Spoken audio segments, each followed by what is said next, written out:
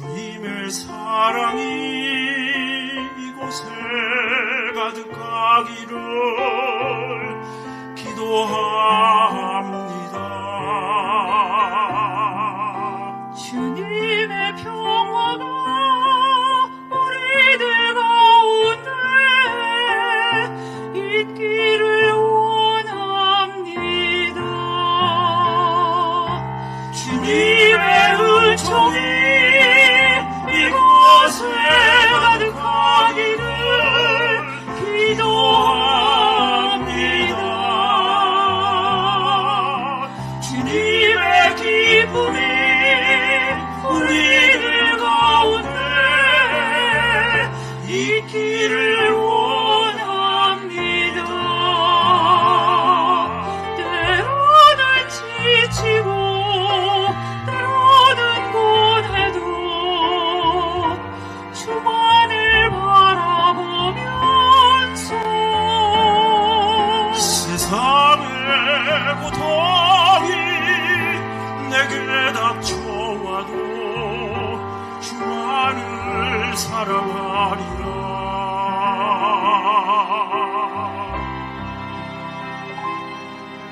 주님의 축복이 이곳에 넘쳐나기를 원합니다. 주님의 사랑이 이곳에 가득하기를 기도합니다.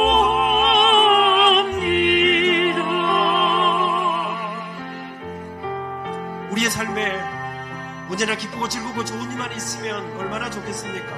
그러나 우리 모두의 삶에는 때로는 고난의 역경이 시련의 바람들이 우리를 넘어지게 합니다. 그러나 진정한 위대함은 결단코 넘어지지 않는 것이 아니라 넘어질 때마다 다시 일어나는 놀라운 그 힘에 있다고 믿습니다.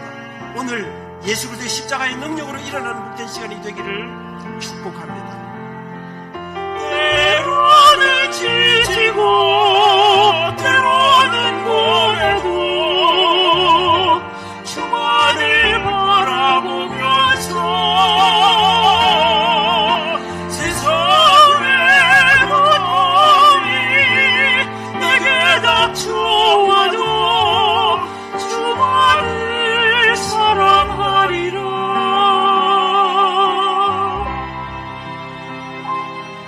주님의 축복이 이곳에 넘쳐나기를 원합니다.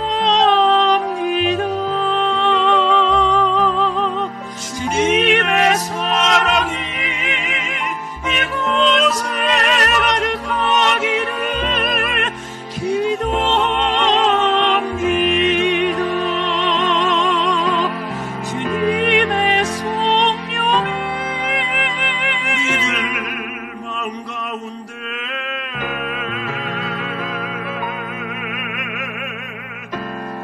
충만길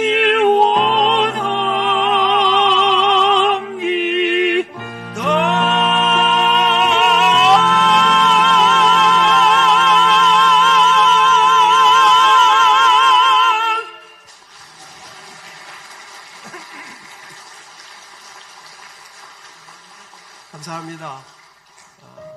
토요일 오후에 조금 이따가 들어주세요. 조금 이따가 하겠습니다. 약속 다 했는데 제가 경상도 사투리를 해서 잘 못 알아들으신 것 같습니다. 이렇게 오랜만에 우리 예일교회 자랑스러운 성도님들을 만나게 돼서 너무나 반갑습니다. 우리 남기장 목사님 부임하시고 이렇게 아름답게 멋지게 자랑스럽게 계속해서 우리 성목사님의 뒤를 이어서 멋진 교회로 자라가고 있어서 아름다운 그 교회 모습들을 보여주셔서 너무 감사합니다. 우리 여기 있는 분은 제 아내입니다. 올해 결혼 44주년을 맞았습니다. 대학교 1학년 1학기 3월 2일날 만나서 3월 10일부터 연애하기 시작해서 그렇게 6년을 연애하고 지금까지 함께 살고 있습니다. 오늘 또 특별히 너무 감사한 것은 아내와 함께 올라오면서 마음에 설레임이 있었던 것은 오늘 우리가 그렇게 사랑하고 또 함께 신앙생활하기 원하는 많은 귀하신 VIP들을 오늘 함께 모시고 와서 교회도 안 다니시는데 이 토요일 오후에 이렇게 우리 예일교회 오신 여러분들 정말 감사합니다. 오늘 저희들이 축복하는 노래를 불렀습니다. 이 노래가 여러분의 삶 속에 정말 주님의 사랑이, 주님의 은혜가, 주님의 넘치는 축복이 여러분과 함께하기를 소원합니다. 성경은 저는 참 제 인생에 가장 복된 일은 제가 예수님을 만난 것이라고 생각합니다. 그 예수님을 만나고 난 다음에 제 삶에 어떤 사람들은 조금 있다가 중간에 떨어지기도 하고 이런데 제가 지금 68살이 될 때까지, 제가 올해 나이 68살입니다. 믿을 수가 없습니다.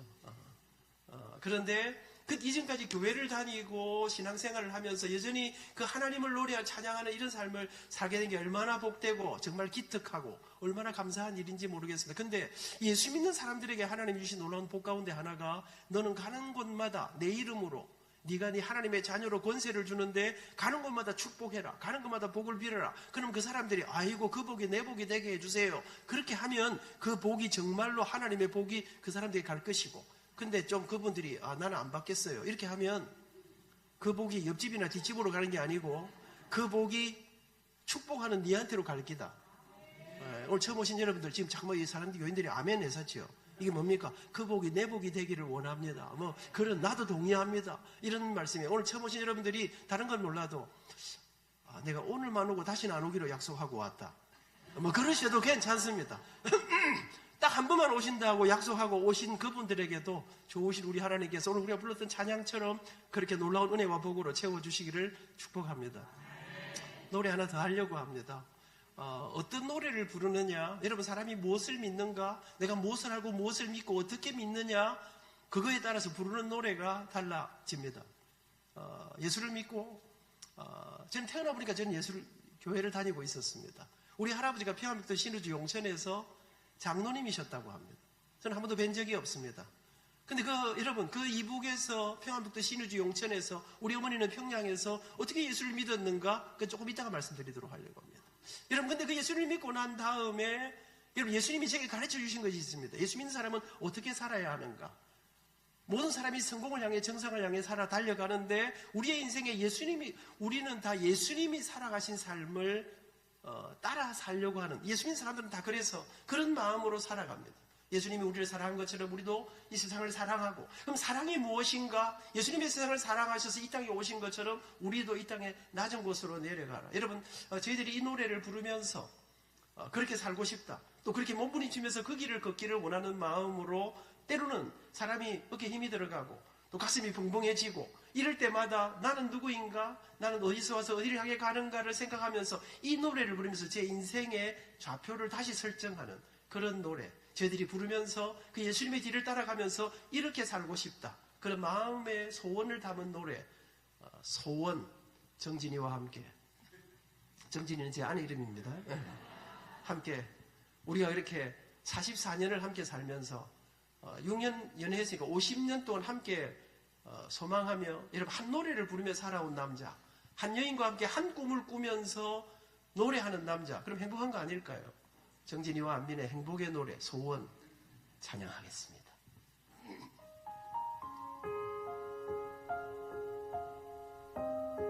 조금만 크게 해주세요.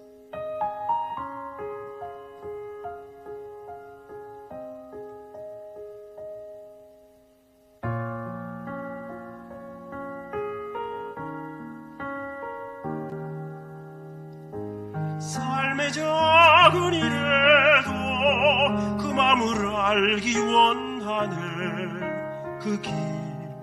그 좁은 길로 가길 원해. 나의 작음을 알고 그분의 크심을 알며 소망 그 깊은 길로 가길 원하네.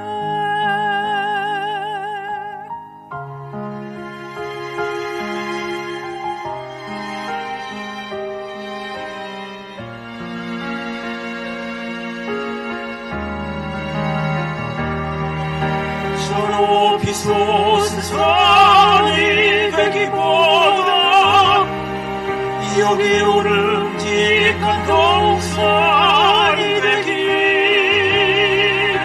내가 아는 길만 비추기보다는 누군가의 길을 비춰준다면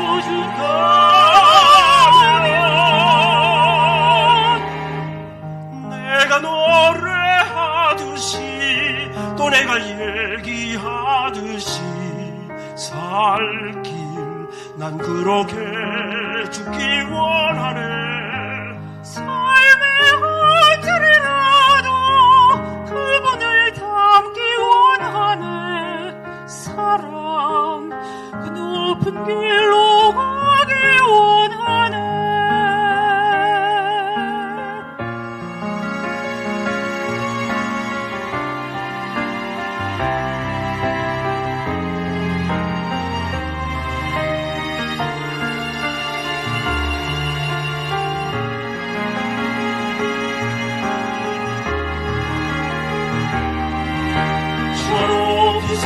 세상이 되기보다 여기 오름직한 동산이 되기 내가 아는 길만 비추기보다는 누군가의 길을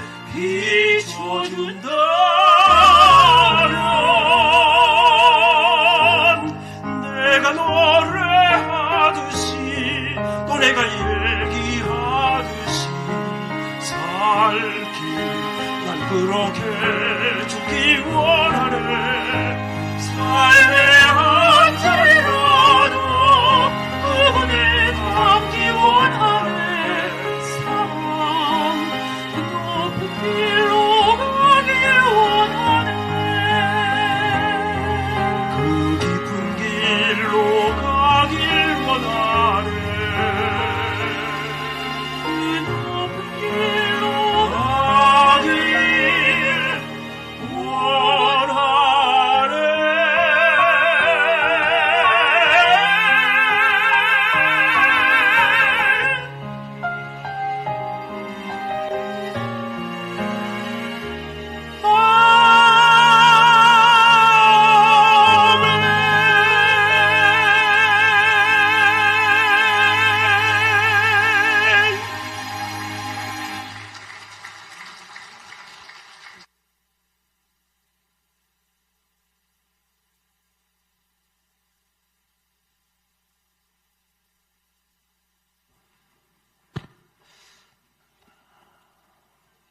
제가 전하던 제가 77학번인데요.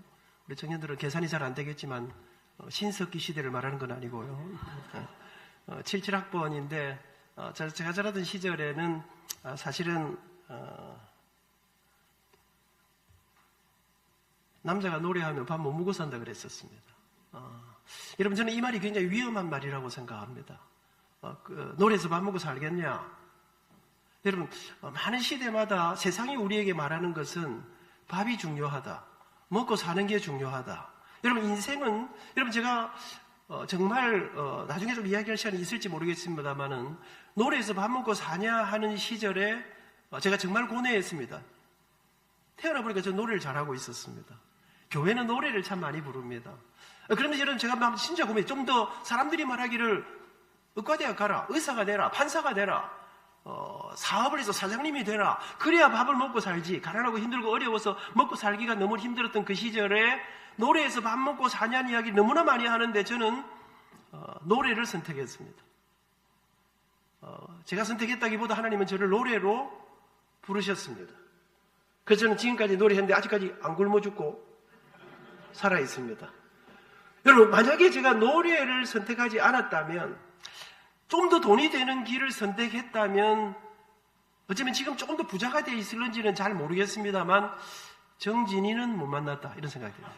정진이를 제가 대학 가서 음대 가서 만났기 때문에 여러분 저는 제 인생에 여러분 지금도 그럽니다. 좀 더 돈 좀 많이 버는 길이 무엇인가? 어떤 인생이 멋진 인생인가? 돈을 많이 버는 인생이 멋진 인생이지 출세하는 게 멋진 인생이지 수단과 방법을 가리지 않고 그렇게 올라가. 여러분 근데 말입니다.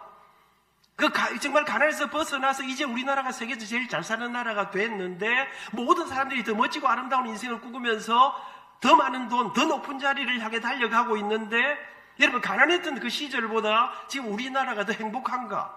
우리나라가 OECD 국가 안에서 자살률 랭킹 1위입니다.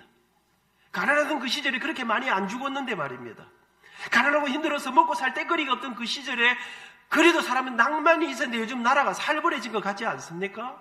이런 저는 오늘 여러분과 함께 부요한 인생, 부요가 무엇인가 조사해 보니까 부요는 청년들, 요새 젊은이들은요 1억만 주면 내가 1년 감옥에 가는 거하고 바꿀 수 있다. 1년 감옥에 가도 1억만 준다면 내가 그거 바뀌니까 돈이 최고인 시대에 이런 부요한 인생, 부요가 뭔가를 찾아보니까 부요는 부자를 넘어 존재 자체가 풍요로워지는 풍성한 인생. 저는 여러분과 함께 멋지고 아름다운 부요한 인생. 오늘 교회 처음 나오신 여러분과 함께 오늘 저는 정말 멋진 인생이 무엇인가? 부자를 넘어 우리 인생 전체가 정말 멋지다. 나는 진짜 행복하다. 그런 인생이 무엇인가를 한번 찾아볼까? 그런 인생을 한번 덧어볼까? 이런 생각을 하면서 이야기를 한번 이렇게 시작해 보려고 합니다. 우리 할아버지가 평안북도 신우주 용천에서 장로님이셨다고 말씀드렸습니다. 우리나라에 복음이 들어온 지 한 140년, 정확히 말하면 1885년에 언더우드 아펜셀러라는 사람들이 여기 인천 제물포항에 1885년 4월 5일 날 그날이 주일이었습니다. 주일 아침에 이분들이 이 땅에 들어와서 1885년 아무것도 없던 그 시절에 이곳에 들어와서 우리에게 예수님을 복음을 전해주고 교회를 세워주어서 우리는 이 신앙생활하고 우리 할아버지 할머니는 그 이북에서 그들이 전해줬던 복음을 받아서 그 신앙이 저에게까지 계승되어져 있고 저는 제 아들들에게 제 손주들에게도 이 신앙을 계승하고 이것이 얼마나 놀랍고 복된 일인가를 오늘 처음 오신 여러분들 우리 성도님들이 우리 예일교회 성도님들이 여러분을 이렇게 정말 생쇼를 하면서 모시고 온 것은 온갖 이렇게 하면서 우리가 기도하고 이를 모시고 온 이유는 이 놀랍고 위대한 예수님에 대해서 한번 소개해드리고 싶어서 이 자리에 모셨습니다. 이 복음을 전하러 왔던 그때 당시에 미국에서 온 언더우드라고 하는 25살, 6살 되는 그 젊은이가 있었습니다. 근데 여러분 이 사람은 어떻게 도대체 조선이라는 나라를 어떻게 알았는가? 1885년에 조선에 왔는데 그로부터 3년 전 이 언더우드라는 사람은 원래 미국의 NYU 뉴욕 대학교를 졸업하고 굉장히 좋은 학교를 졸업하고 이제 인도에 이 예수님의 복음을 전하려고 가려고 준비를 하고 있던 사람인데 우리나라에 들어오기 3년 전에 어느 날 미국 커네티컷 하트포드라는 지역에서 젊은이들이 많이 모인 곳에서 집회를 하는데 어떤 사람이 올라오더니 우리가 알지 못하는 한 나라를 소개하기 시작했습니다. 여러분, 우리가 알지 못하는 이름도 제대로 잘 알려지지 않은 어둠의 나라, 미지의 나라 한 나라를 여러분에게 소개하려고 합니다. 그 나라는 정확히 이름도 잘 알려져 있지 않습니다. 오랫동안 닫혀 있어서 나라가 있는 줄도 몰랐습니다. 근데 그 나라가 지금 중국 옆에 붙었는데 조금 그 나라의 문이 열리기 시작했습니다. 우리 미국하고도 약간 관계를 하기 시작했습니다. 그런데 그 나라는 어쩌면 식인종이 있을지도 모른다고 알려져 있습니다. 지금 우리나라 조선을 말하는 겁니다. 외국 사람들이 그러면서 이 나라 사람들이 지금 어둠과 절망 속에 식인종이 있을지도 뭐 그런 나라의 사람들이 복음을 알지 못하고 어디로 가는지 못하고 살아가고 있는데 하나님께서는 미국에 있는 젊은이 가운데 누군가를 그곳에 보내시려고 합니다. 혹 여러분 가운데 누군가가 그곳에 가서 복음을 전할 수 있는 사람이 나타나기를 원합니다. 그 저녁마다 시간마다 우리의 조선을 향해서 식인종이 있을지 모르는 이 나라를 생각하면서 그렇게 계속 기도했습니다. 그런데 아무도 반응하는 사람이 없었습니다. 근데 집회 마지막 날 한 젊은이가 그가 바로 언더우드였습니다. 의자 위에 앉아있던 그가 무릎을 꿇고 바닥에 무릎 꿇고 앉았습니다. 그가 이렇게 기도합니다. 하나님, 내 뜻은 인도였습니다. 나의 준비는 인도였습니다. 내가 이제 인도 가려고 모든 준비를 다 끝냈는데 하나님, 내가 알지 못하는 그 나라에 대한 광고를 듣는데 그 나라에 대한 이야기를 듣는데 내 가슴이 견딜 수가 없습니다. 거절하다가 이제 내일이면 고향으로 돌아가야 되는데 내가 이제 내 뜻, 내 계획, 내 꿈을 접고 하나님이 정말 나를 내가 알지 못하는 그 미지의 나라로 보내시려고 하신다면 저는 이제 이 모든 것을 잡고 그 나라로 가겠습니다. 그리고 그는 그 집회가 끝나고 그의 고향 뉴욕으로 돌아옵니다. 그는 당시에 약혼을 하고 있었습니다. 약혼에게 이야기를 했습니다. 이제 우리가 그동안 꿈꾸고 준비했던 인도로 가지 않고 내가 이제 이번에 하나님께서 나를 다시 새롭게 부르시는 그 미지의 나라, 조선이라고 하는 나라로 내가 가려고 합니다. 그랬더니 약혼녀가 질문했습니다. 그 나라 사람들은 뭘 먹고 살아요? 1900년대에도 2000년대에도 1800년대에도 먹고 사는 게 중요한 것 같습니다. 뭘 먹고 삽니까? 그랬더니 잘 모르겠습니다. 그랬습니다. 그 나라에 빵이 있나요? 그것도 잘 모르겠습니다. 그 나라에는 혹시 병원이 있나요? 잘 모르겠습니다. 아무리 물어봐도 언더우드는 아무것도 알지 못했습니다. 약혼녀가 화가 났습니다. 도대체 당신은 어떻게 이렇게 무모한 사람입니까? 나를 데리고 그 나라에 가겠다 하면서 그 나라가 무엇인지 아무것도 알지 못하고 어떻게 나를 데리고 그 나라로 가겠다고 합니까? 도대체 당신이 아는 게 무엇입니까? 그렇게 말했을 때 언더우드는 이렇게 말합니다. 나는 그 나라에 대해서 아무것도 알지 못합니다. 내가 아는 한 가지가 있습니다. 그것은 그 나라의 1천만 명의 사람들이, 당시 조선의 인구가 1천만 명이었습니다. 1천만 명의 사람들이 복음을 알지 못하고 예수님을 알지 못하고 영원한 멸망의 길로 지금도 떠내려 가고 있다는 사실입니다. 그리고 그는 파혼을 당합니다. 이 약혼녀는 그런 이런 무모한 남자고 내가 더 이상 내 인생을 맡길 수 없다. 그리고 파혼을 당하고 그래서 언더우드는 혼자서 1884년에 조선을 향해 떠납니다. 그때 우리나라에 갑신정변이 일어나서 일본 요코하마에 가서 1년 동안 있으면서 성경을 번역하고 있어 그 이듬해 1885년에 조선에 들어오게 됩니다. 그리고 들어가서 그는 복음을 전하고 학교를 세우고 그는 꼭 이렇게 꿈꾸었습니다. 이 나라를 다시 살리는 길은, 이 나라의 이 백성들이 다시 일어나고 이 민족이 다시 부요함을 얻는 길은 복음과 함께 이 나라에 좋은 학교를 세워야 되겠다. 그리고 이 젊은이들에게 내일을, 이 아이들에게 미래를 꿈꾸는 그런 교육을 해야 되겠다 생각을 하고 자기가 나왔던 NYU라고 뉴욕 대학교 같은 좋은 학교를 만들려고 최선을 다합니다. 여러분, 그가 우리나라 전역을 다니면서 이 예수님을 복음을 전하고 그러면서 미국을, 여러분 옛날에 배 타고 조선과 미국을 왔다 갔다 하면서 모금을 해가지고 우리나라에 이 뉴욕 대학교 같은 그런 좋은 학교를 만들고 젊은이들을 키우려고 하는 이 일로 죽을 힘을 다합니다. 인생을 다 바칩니다. 그리고 그는 마침내 1915년 지금 연세대학의 전신인 연희전문학교를 세웁니다. 광화문에 있는 세문안교회를 그가 세우고 학교를 세우고 교회를 세우고 그랬는데 너무 열심히 하다가 1916년 그는 병에 걸립니다. 그리고 제대로 된 열매를 보지 못하고 그는 1916년에 병에 걸려서 57살에 죽습니다.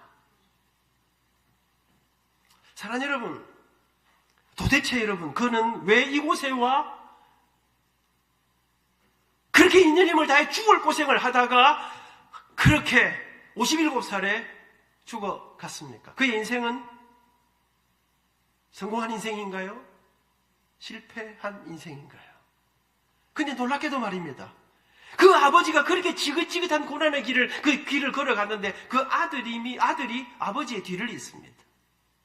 그 손주가 할아버지의 걸어간 그 길을 뒤를 이어 우리 민족을 섬깁니다. 그 증손주가 6.25 때 종군기자가 되어서 우리나라와 전쟁으로 폐허가 된 무너진 이 나라를 함께 섬깁니다. 한 가문이, 여러분 놀랍게도 하나님께서 가서 저 절망의 땅을 일으키라고 하는 그 하나님의 명령 앞에 1천만 명의 사람을 살리기 위해서 보내심을 받고 한 가문이 100년의 세월 동안 어두움의 땅, 절망의 땅, 조선의 인생을 다 바칩니다. 그리고 우리는 예일교회는 이 토요일 오후에 그 놀라운 주님의 이름을 찬양하며 함께 예배하고 있습니다. 그의 인생은 성공한 인생일까요?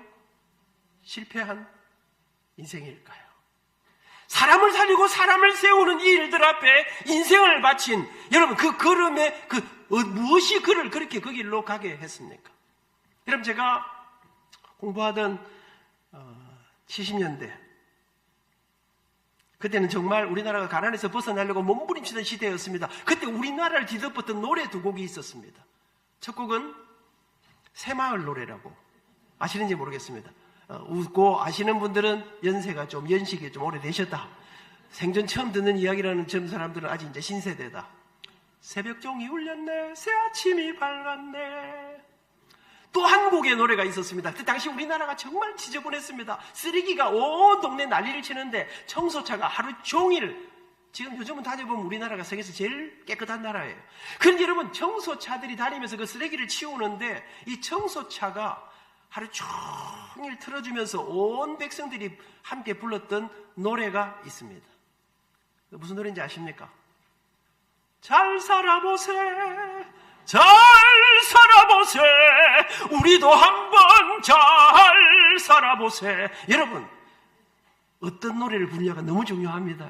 온 백성들이, 여러분 이 노래를 온 국민들이 부르고 또 불렀더니 여러분 정말 놀랍게도 말입니다. 옛날 이야기가 아닙니다. 신석기 시대 이야기, 구석기 시대 이야기가 아닙니다. 몇십 년 전의 이야기입니다. 그랬더니 지금 우리나라는 세계 역사에 찾을 수 없는 세계에서 제일 잘 사는 나라, 제일 잘 먹는 나라, 제일 잘 입는 나라, 제일 편리한 나라가 됐습니다.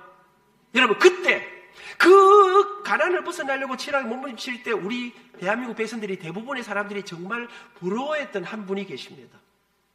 그분은 삼성그룹을 창업하신 이병철 회장님이십니다.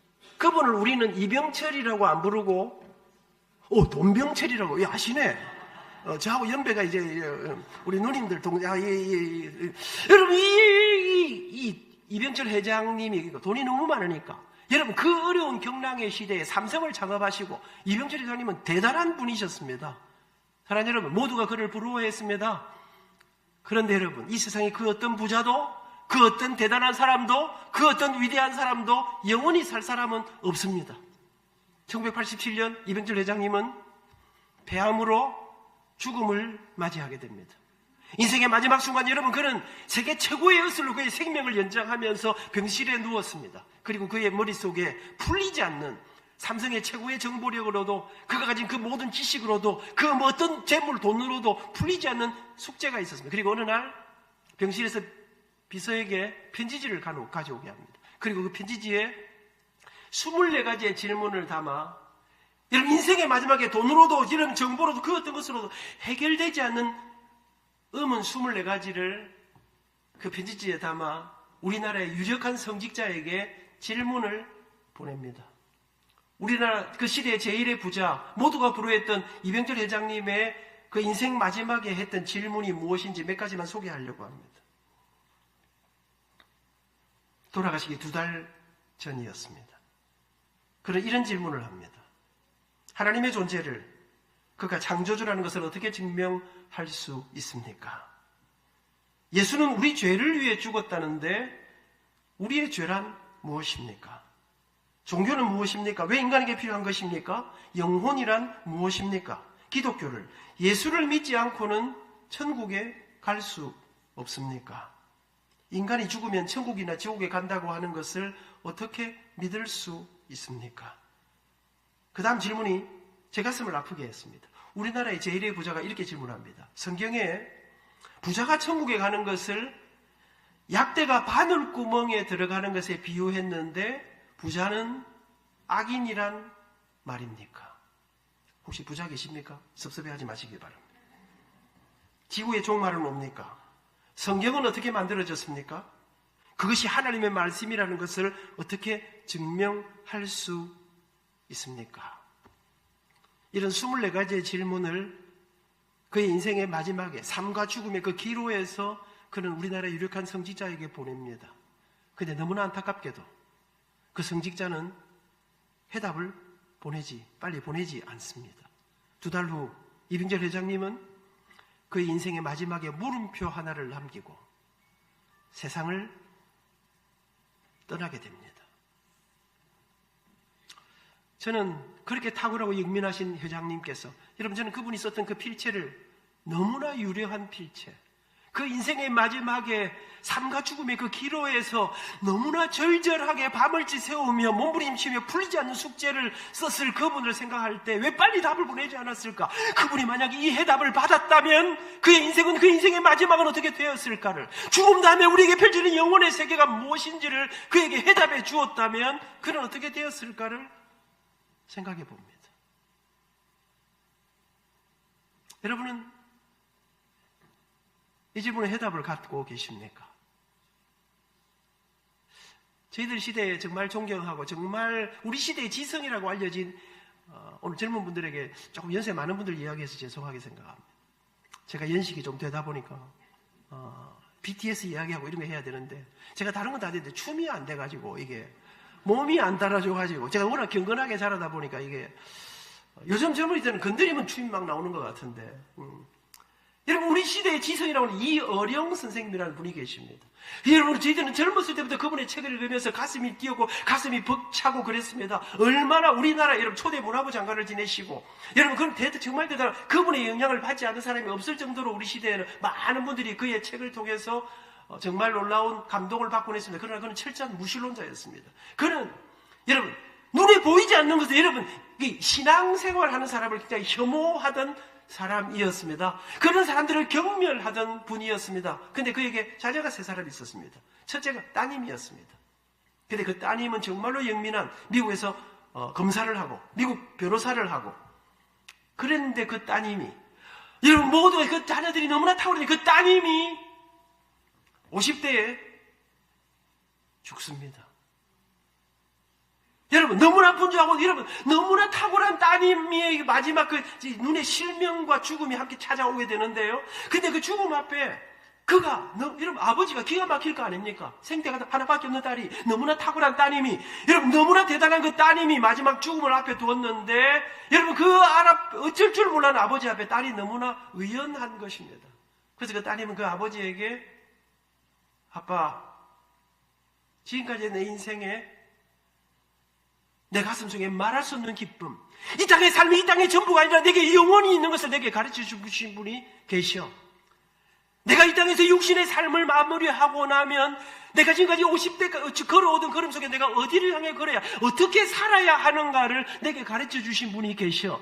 그분은 내게 이 땅의 삶이 전부가 아니고 내게 영원히 있음을 가르쳐 주셨어. 그분이 내 인생에 너무나 영원한 생명이 무엇인가를 가르쳐 주셔서 여러분 그 따님은 죽기 하루 전날까지 젊은이들에게 인생은 무엇인가 삶은 무엇인가 우리는 어떻게 살아야 되는가를 가르치고 그런 나중에 그분의 이름이 이미나라고 하는 나중에 목사님이 됩니다.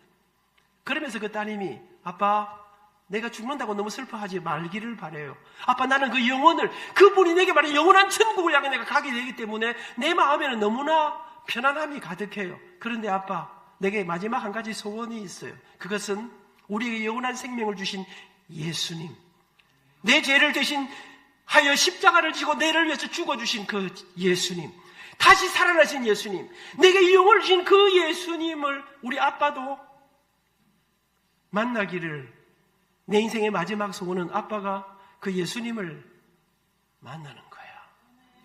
그리고 그 아버지는 그 따님이 이렇게 말합니다. 아빠, 엄마 아빠가 너무 분주해서 바깥에 다니고 있을 때 내가 같이 만날 시간도 없을 때 그분은 내 곁에 찾아오셔서 언제나 나와 함께 하시면서 내게 영원한 아버지가 되어주셨지. 아빠에게도 그분은 영원한 아버지가 되어주실 분이야. 그리고 그 아버지는 딸의 마지막 죽음 앞에 그 딸이 그 아버지에게 전하는 복음을 받고 그런 예수님을 앞에 예수님의 손을 잡습니다. 그 예수님을 받아들입니다. 그리고 그가 쓴 책이 지성에서 영성으로라는 책입니다.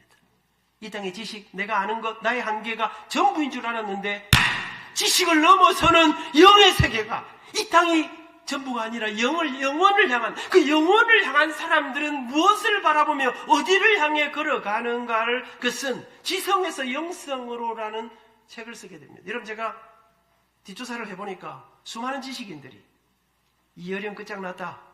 예수를 믿어? 그렇게 많은 비난을 했지만 그는 그날 이후 그 딸이 그 자신에게 소개해 주었던 그 예수님을 가슴에 안고 그의 제자로 그의 인생을 살기 시작합니다. 그리고 세월이 흘러 2022년 이어령 선생님은 88세로 세상을 떠나시게 됩니다. 죽음이 다가오자 여러분 내가 이렇게 누워서 내가 이제 이 땅에서 영혼을 향해 가는데 내가 누워서 내 인생의 마지막을 맞이할 수 없다. 그 영혼을 향해 걸어가면서 내가 이 시대에 길을 찾지만 이 영혼을 향한 그 길을 찾지 못한 사람들에게 이 땅의 젊은이들에게 우리는 이 땅에서 어떻게 살다가 어디를 향해 가야 하는지 삶과 죽음에 관한 이 이야기들을 내게 찾아온 놀라운 그 십자가의 이야기들과 이 땅에서 우리 그 주님의 놀라운 사랑의 이야기들을 내가 이제 마지막으로 이야기해주고 내가 그 영혼을 향해 가야 되겠다는 생각을 하고 그런 마지막 책을 집필하기 시작합니다.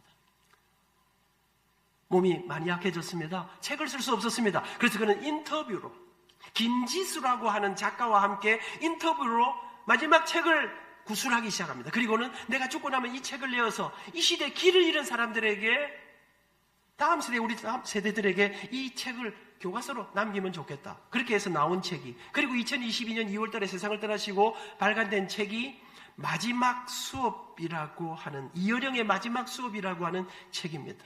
여러분 저는 그 책을 읽으면서 한 챕터를 넘어가면서 때로는 눈물로 때로는 가슴이 벅찬 감격으로 인생의 그 깊은, 그 놀랍고 아름다운 위대한 그 이야기들을 읽어가는데 챕터와 챕터 사이에 그 작가, 그 김지수라는 작가가 인터뷰를 했는데요. 이 작가는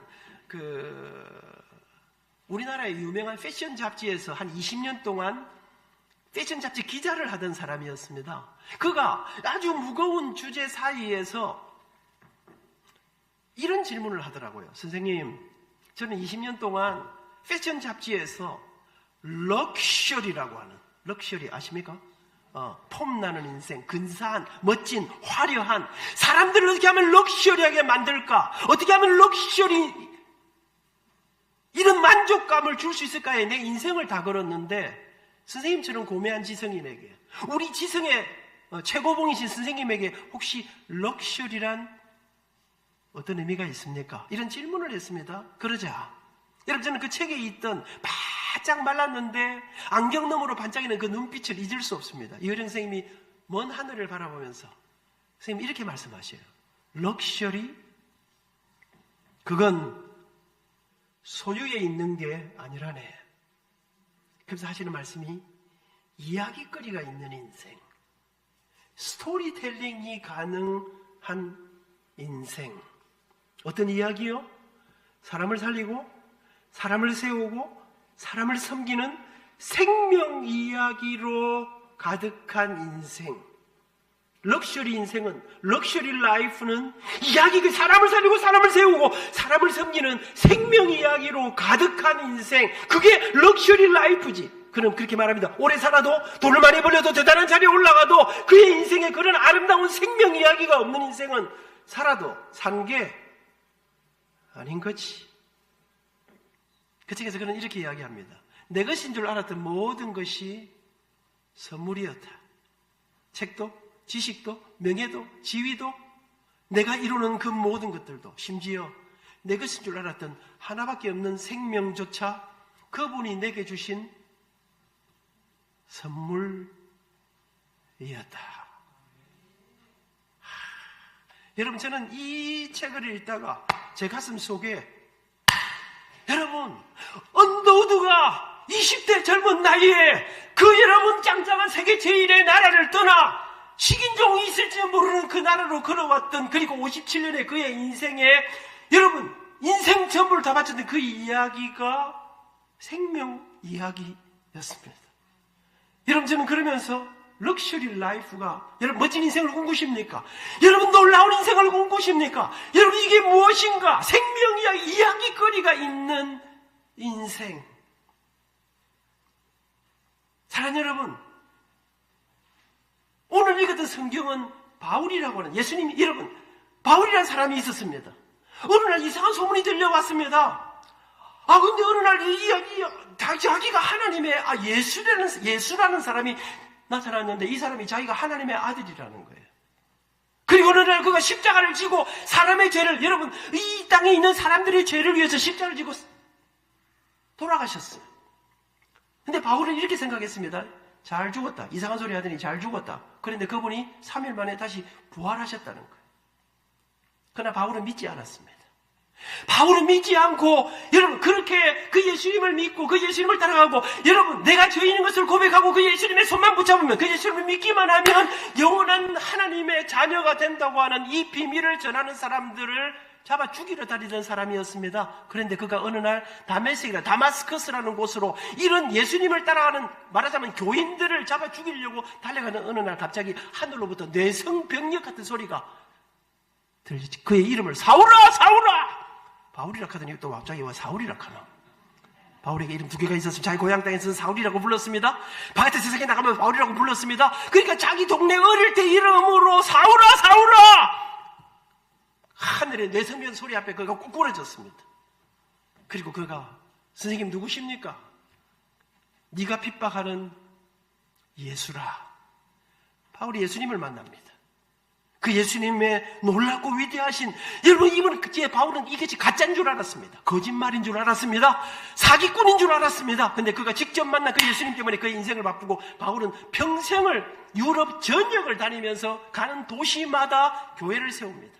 그러니까 예수님을 안 믿는 사람들이 당시에 이 바울을 죽이려고, 바울은 가는 곳마다 핍박과 어려움을 당합니다.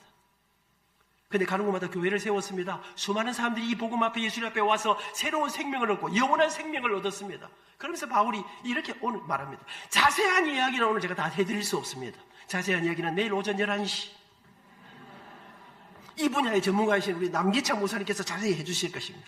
여러분, 이 바울이 그날 이후로 유럽 전역을, 이 바울이 그렇게 전역을 돌아다니면서 해가지고, 언더우드가 원래 고향이 영국입니다.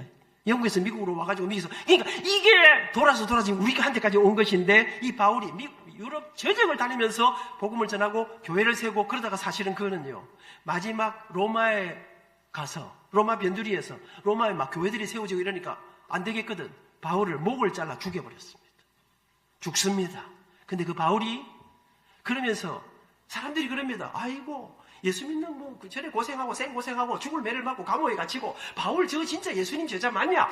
막 이렇게 막 그러니까 바울이 뭐라 하는 줄 아십니까? 오늘 이렇게 했단 말이, 바울이 이렇게 하면 나는 누구인가? 교회는 누구인가? 성도는 누구인가를 말하면서, 예일교회 성도 여러분, 42년을 걸어오면서 교회답게 성도답게 멋진 아름다운 교회를 이루시느라고, 여러분, 저는 근본 이 집회를 준비하면서 너무나도 멋진 1984년입니까? 잘 모르십니까? 예, 제가 보니까 44년입니다. 2024년에 여러분이 40주년을 했기 때문에 84년입니다. 저는 그 전부터 천한 우리 원로 목사님을 이미 잘 알고 있었습니다. 그때도 멋진 사나이였습니다. 여러분, 그랬는데 여러분, 사도 바울이 가는 곳마다 이러자 그가 말합니다. 사람들이, 그래, 저래 봐라, 예수님 믿는 것 때문에 저렇게 고난당하고 교회 세우는 것 때문에 당시에 그렇게 핍박받고 감옥에 갇히고 이러니까 인생 되나? 그 실패한 인생 아니냐? 그때 바울이 말합니다. 나를 막 사람들이 잡아 죽으려고 하니까 날마다 걱정하는 사람 같지? 그래서 사도 바울이 이렇게 말합니다. 근심하는 자 같으나 내가 쓰면 기쁨이 넘쳐난다. 근심하는 자 같으나 항상 기뻐하고. 바울은요, 감옥 속에 갇혀가지고 밤에 막 찬양하고 기도하고 했습니다.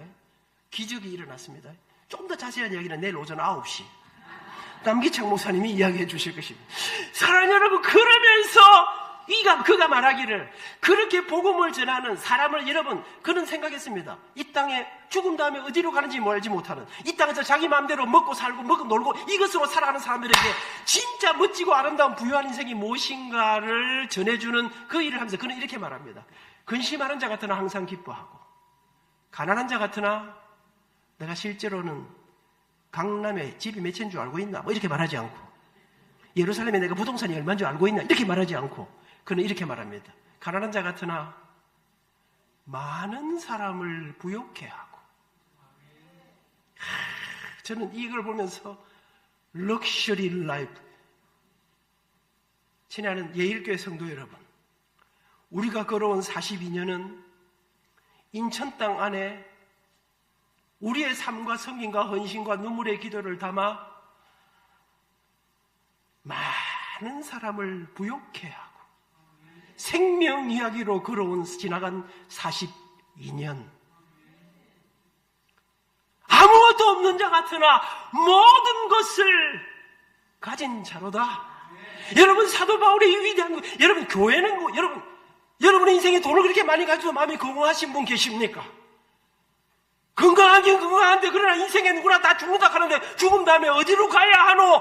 여러분, 내 인생의 미래에 불안한 분이 계십니까?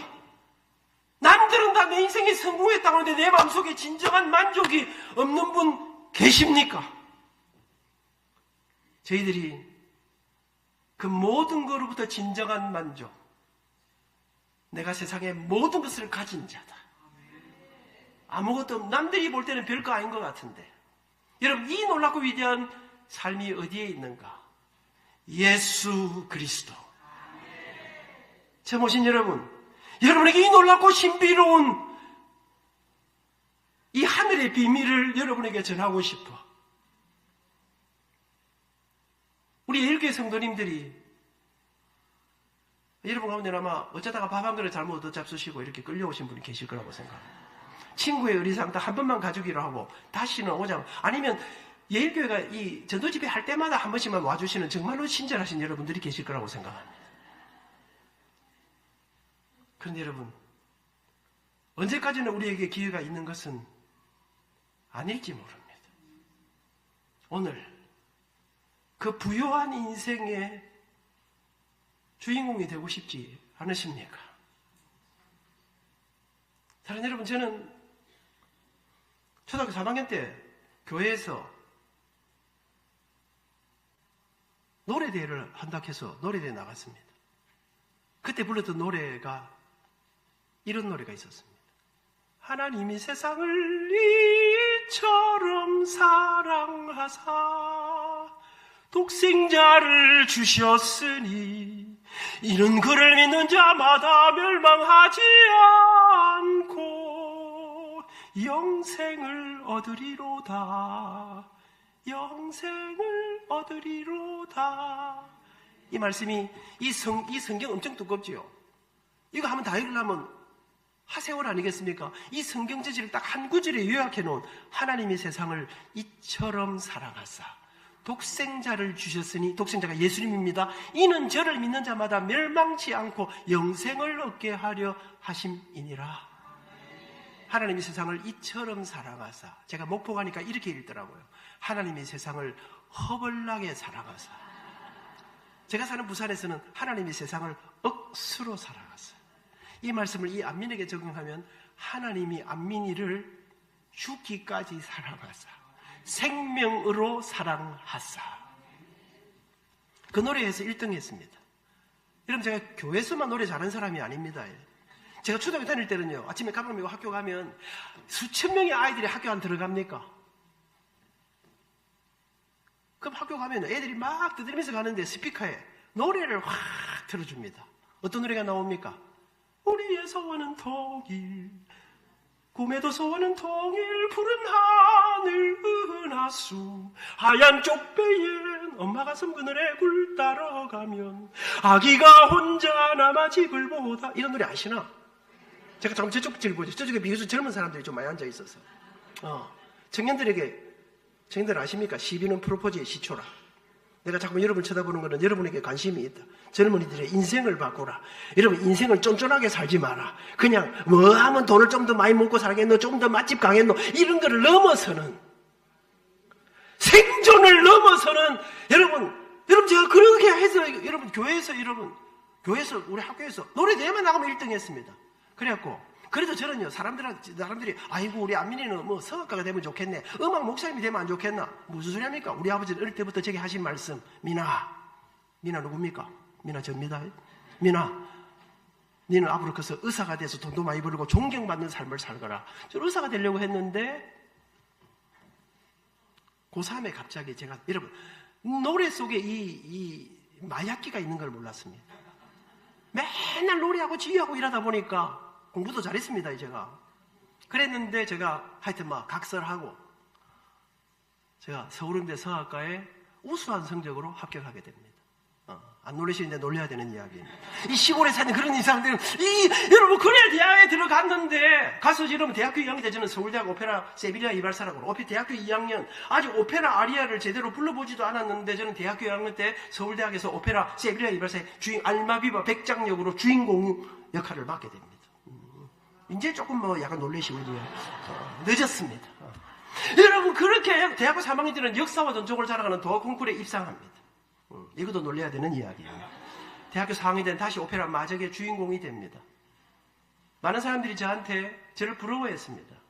근데 여러분, 제가 깨닫기 시작했습니다. 대학교 2학년 때 아버지는 세상을 떠나 천국에 가십니다. 죽을 고생하시다가 아버지는 제게 많은 빚을 물려는 유산으로 남겨놓고 세상을 떠나십니다. 어머니는 너무나 힘들어진 집안에서 봉제 공장의 시다로 20년이 넘도록 생고생하십니다. 여러분, 저는 교수가 돼서 앞으로 이제 음악 교수가 되어서 내가 살아보려고 했는데 공부 잘했습니다. 노래 잘했습니다. 근데 어느 날 내 친구는 내보다 노래도 못했어요. 근데 미국으로 유학을 떠났습니다. 제가 저는 잘 몰랐습니다. 교수가 되는 거는 대학만 나오면 되는 게 아니고 대학원도 나와야 되고 유학도 갔다 와야 되는데 우리 집에는 당장 먹고 살 때거리가 없는, 죽을 고생하는. 그래서 제가 교회는 여러분 힘들고 어려울 때, 이 세상에 길이 없을 때, 확 자살하고 이런 거 하지 않습니다. 절대로 죽으면 안 됩니다. 청년들, 학생들. 우리는 이 세상의 모든 길이 막힐 때, 우리는 이 세상의 문이 닫힐 때 하늘로 길을 여시는 사닥다리를 그 주님 앞에 도움을 SOS를 칩니다. 그걸 교회는 기도라 합니다. 올해 예일교회는 기도로 하나님의 영광을 보는 해로. 맞습니까? 처음 듣습니까? 아이도 처음 듣는 사람이 없죠. 여러분, 제가 홈페이지 들어가 보니까 기도로 하나님, 지난주에 목사님 설교도 막 으아! 기도로 하나님, 여러분, 제가 그렇게 저는 어릴 때부터 배웠기 때문에 기도했습니다. 하나님, 저 좀 도와주세요. 나도 돈이 생겨서 나도 유학 가게 해주세요. 근데 기도하던 어느 날 갑자기 하나님이 저한테 말씀을 하시는 거예요. 야, 안민아, 니는 근데 맨날 그 기도할 때마다 뭐 이렇게 불만이 많고 달라는 게 그래 많노. 달라달라 하지 말고 네가 가진 것을 먼저 하나님 앞에 내놓거라. 제 가슴에 분노가 확, 하나님, 저 가난한 거 모르십니까? 돈이 없어 울고 있는 나한테 나 내놓을 게 없습니다. 여러분, 제 그때의 그 갈등과 절망과 분노와 그런 가운데 어느 날 제 머릿속에 이상하지, 나는 돈도 없고 아무것도 없는데 뭘 내놓으라 하시는가? 그때 제 마음속에 노래 같은 거 돈도 안 되는 노래 때려치우고, 옛날에 그때 저희들이 대학 졸업하고 준비할 때 주식에서 대우가 엄청 잘 나갔습니다. 김우중 지사님이 세상은 넓고 할 일은 많다. 책 들고, 내가 장로님 제가 대우 입사 원서도 들고 있었습니다. 이런 고민하는 가운데 제가 도대체 하나님 나한테 뭘 내놓으라 하시노? 그랬더니 어느 날 교회에서 새벽에 기도를 하다가 정말 절망하면서 내려오는 여의도 우정빌딩 경향교회입니다. 들어봤지요? 옛날에 오래되신 묵은디 우리 홍중길 장로님 비롯한 분들은. 여러분, 제가 거기에서 상가 빌딩에서 내려오는데 하나님이, 나는 가진 게 없는데 근데 툭 치시는데 내려오는데, 여러분 믿을랑가 모르겠습니다. 제가 이래봬도 어릴 때부터 여성들에게 상당한 인기와 관심과 주목을 받으면서 제가 자랐습니다. 그렇게 비웃으시면 안 되지요. 사실입니다. 문제는 젊은 여자들은 제가 다리가 좀 짧으니까 크게 안 받쳐주니까 별 감동이 없었습니다. 근데 할머니들이 저를 좋아하셨어요. 그때 여의도 권사님들이 우리에게 베푸신, 안민과 정진이 연애하는, 제가 장가갈 때 몸무게가 49.5kg, 50kg요. 바짝 마르고, 그때 또 머리는 더 말라 길었겠어요. 거의 인간의 형체가 아니었습니다. 그런데 여러분, 그러면서 제가 생각하는데, 제가 찬양만 하면, 노래만 하면 우리 어르신들이 너무 좋아하셨습니다. 그래, 우리 교회 안에 내가 할 건 없고 내놓을 건 없는데 내가 노래 잘하지, 찬양만 하면 사람들이 좋아하는데, 이제는 편찮아서 교회 못 나오시는 어르신들 찾아다니면서 기도해드리고 찬송 불러드리면 얼마나 좋아하시겠노? 그래서 제가 우리 교인들을 찾아다니 노래를, 여러분, 저는 제가 가진 게 있다고 생각하지 않았습니다. 근데 하나님은 제게서 이 노래를 끄집어내서, 그런 가운데 사람들이 절대 예수 안 믿고 마지막 죽음 앞에 벌벌 떠는 사람들이 제가 가서 예수님 믿으세요, 예수님의 손을 잡으세요, 사람들이 변하는 거예요. 제가 그런 모습을 보다가, 그래, 우리 교회 안에 있는 사람들 말고 이 세상 바깥에 예수님 알지 못하는 사람들이니까 복음을 전해야 되겠다 생각을 하면서 아내와 함께 전국에 있는 나환자촌, 고아원, 양로원, 교도소, 군부대, 소년을 돌아다니는데 가는 데마다 기적이 일어나기, 이상한 일들이 일어나기 시작했습니다. 청년들 잘 모르죠? 소록도를 갔습니다. 그날 여러분, 나병이라는 병이었습니다. 한센병이라고 하는, 다시는 고향으로 돌아오지 못하는 사람들을 한 1,500명을 앞에 앉아있는 2시간 동안 찬양을 하는데, 예수님의 십자가를 노래하고 천국을 노래하는데, 그들과 함께 찬양하면서, 여러분, 이분이 살이 무너지는 병입니다. 손가락이 허물어진 이 사람들이 마룻바닥을 함께 치면서 찬송을 부르면서, 여러분, 제가 그곳에, 그 소록도에서 저는 내가 가진 줄 몰랐습니다. 그때 제가 하나님 앞에, 하나님, 저는 이제 제 일생을 내게 주신 재능과 은사와 이 모든 것 가지고 사람을 살리고 사람을 세우고 사람을 섬기는 일에 제가 가진 전부를 쏟아붓겠습니다. 그날이후 저는 아내와 함께 유인품만 좀 생기면 전국에 있는 나환자촌으로, 고아원으로, 양로원으로, 교도소로. 근데 여러분, 기적처럼 대학을 졸업하고 유학할 힘도 없고 아무것도 없는데 제가 대학원에 입학을 했습니다. 그리고 저는 25살에, 만 24살에 꿈에도 생각 못했는데 고신대학교가 저를 나도 몰랐습니다. 어른들이 나를 보고 있는 거 몰랐습니다. 유학 갔다 와야 교수가 된다고 생각했습니다. 근데 어느 날 갑자기 부산에서 저를 보자는 것입니다. 몇 년 전에 학장님하고 높은 사람들이 제가 노래하는 모습을 보았다는 것입니다. 그러면서 저를 24살에 고신대학교 전임 대우로, 여러분, 저는 제 지나간 인생을 돌아보니까 하나님께서, 안민아, 나는 돈을 달라고 울면서 기도, 하나님께서는 오히려 내 속에서 이 노래를 끄집어내면 저는 고신대학교 음악과 교수로 24살에 교수가 됩니다. 유학 갈 돈이 없었습니다. 28살에 학교는 저를 이태리로 유학을 보내줍니다. 장가 갈 때, 여러분, 저는 25살에 장가 갔습니다. 6년 동안 연애하고, 옛날에 우리는 통행금지가 있었습니다. 전한 목사님도 통행금지가 있었는데 밤을 샜는지는 내가 잘 모르겠습니다. 여러분, 하여튼 그랬는데 저녁마다 헤어지는 게, 와, 이 만나서 차 한잔 마시고 뭐 한 10분 지났나 보니까 2시간 지났어.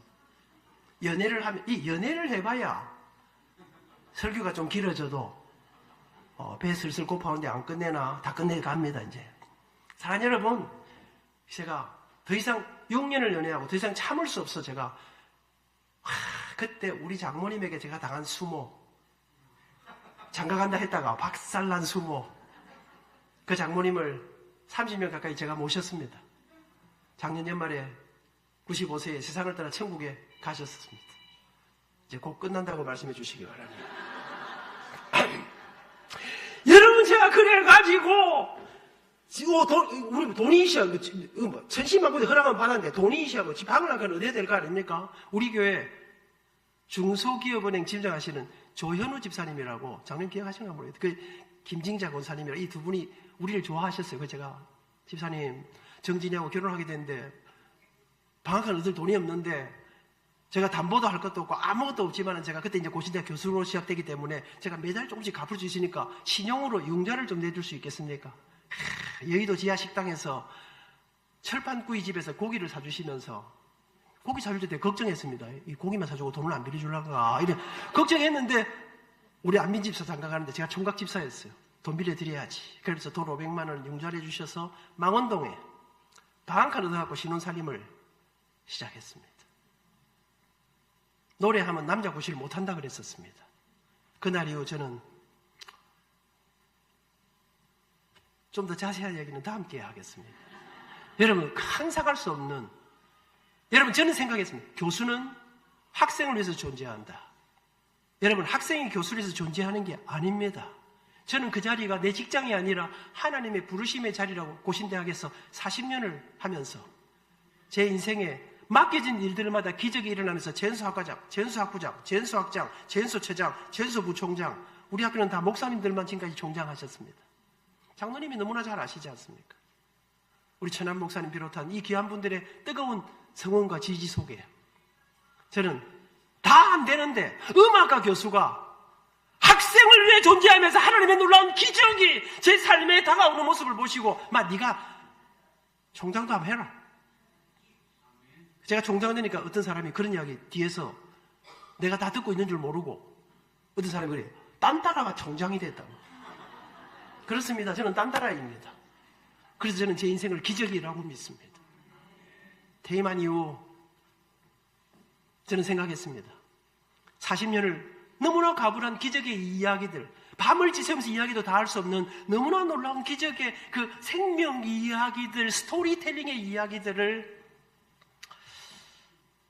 이거 사실 수도권은 시간이 잘 가래. 이제 하여튼, 이제 마무리해. 여러분, 퇴임한 이후에 저는 생각했습니다. 내가 퇴임하니까 여기서 대표이사로 오라, 사장으로 오라, 월급 많이 준다, 돈이 많아야 된다. 근데 여러분, 안 가고 싶더라고요.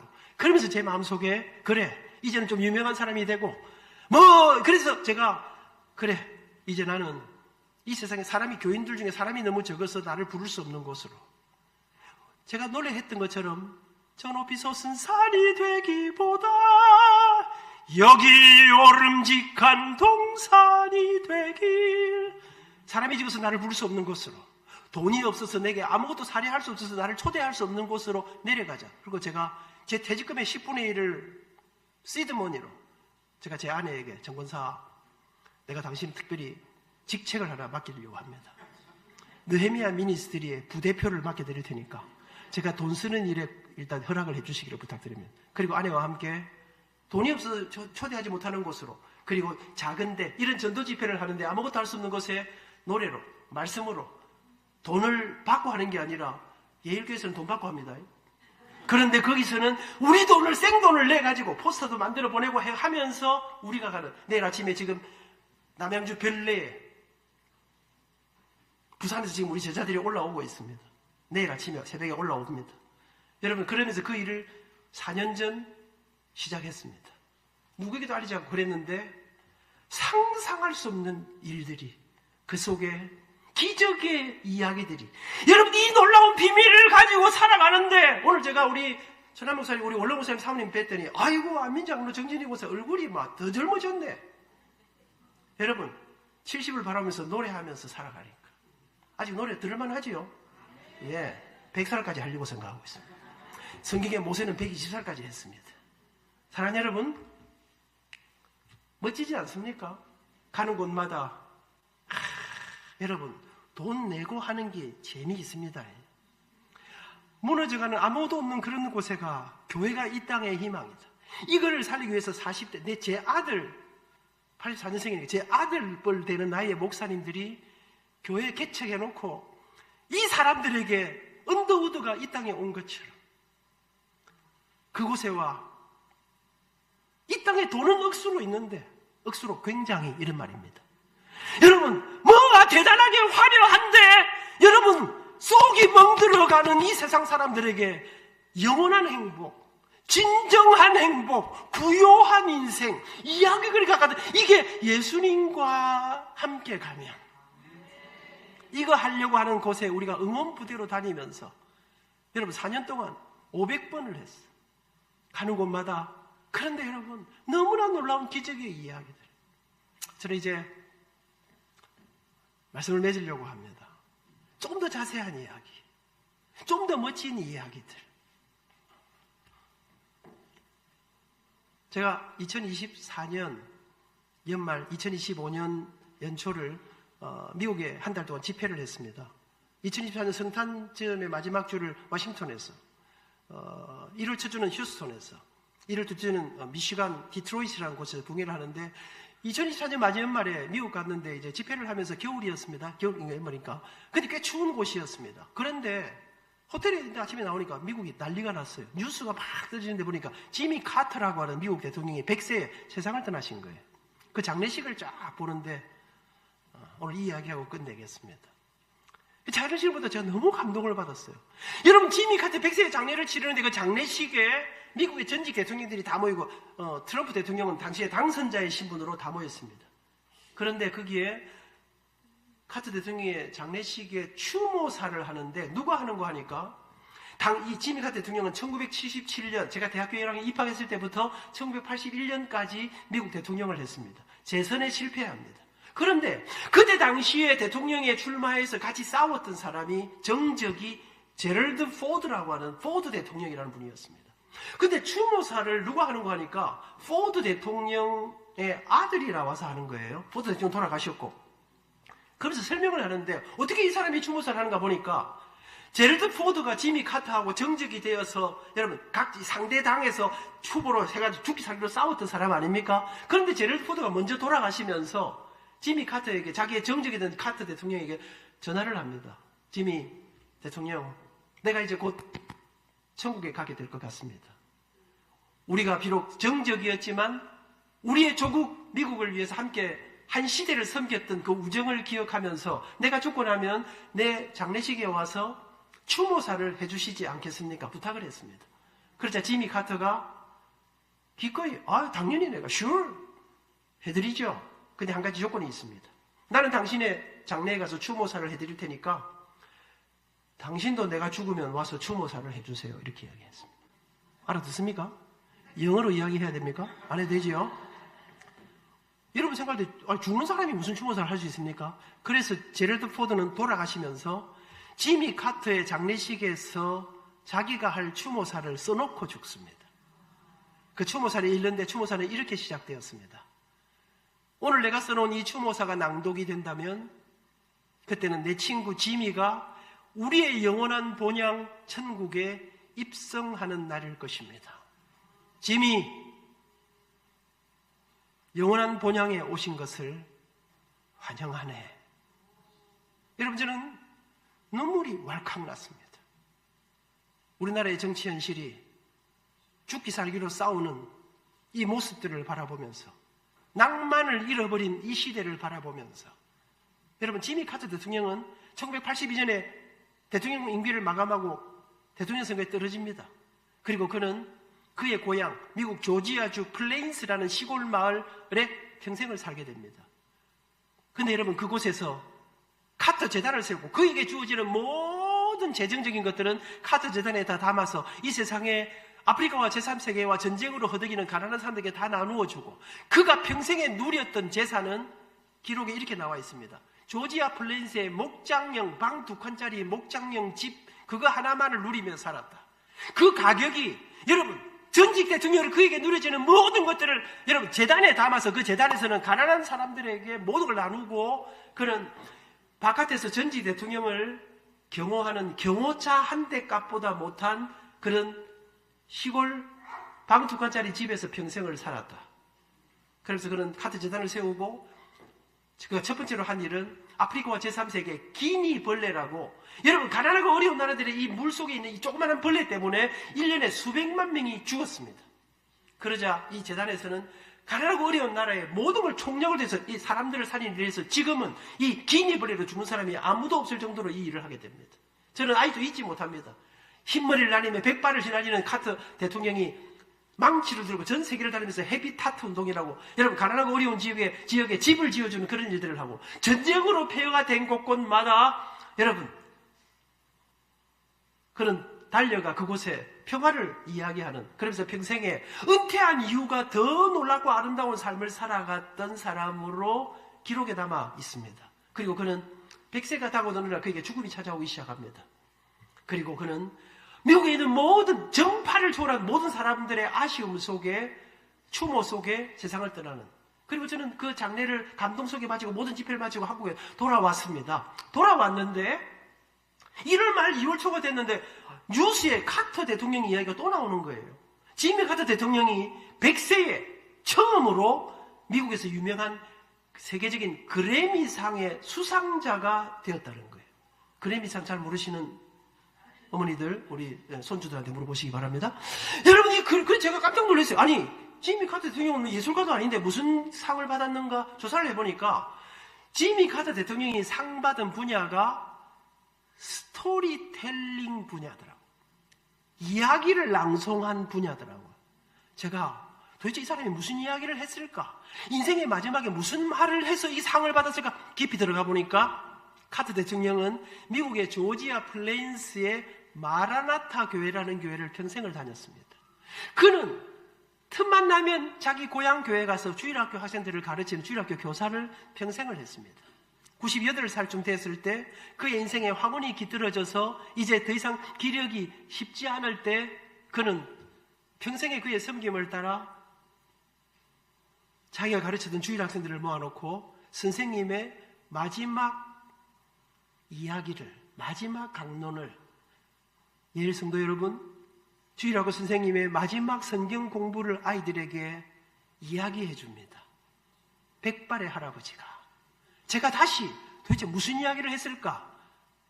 그렇게 나와 있더라고요. 예수님의 사랑과 섬김과 십자가와 용서와 사랑의 이야기를.